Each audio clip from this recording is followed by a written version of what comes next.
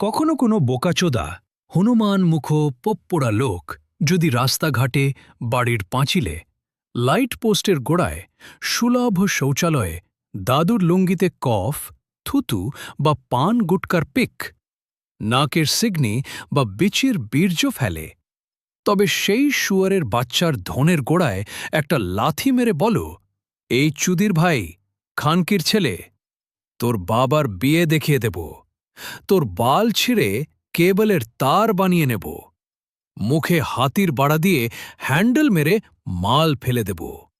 তারপরে সেই ব্যাডঅ্যাস অর্থাৎ খারাপ পাছা ব্যক্তিটিকে রাস্তার ম্যানহোলের সারে 2 ঘন্টা চুবিয়ে রেখে ছাল চামড়া ছাড়িয়ে হাড়গুলো খুলে ফেলে দিয়ে মাংসটা ছোট ছোট পিস করে কেটে নাও। তারপরে একটা লোহার কড়াইতে জাপানি তেল গরম করে মাংসটা ভেজে নাও। ব্যাস, এইভাবে তৈরি করে ফেলো KFC অর্থাৎ খানকি ফ্রাইড চিকেন।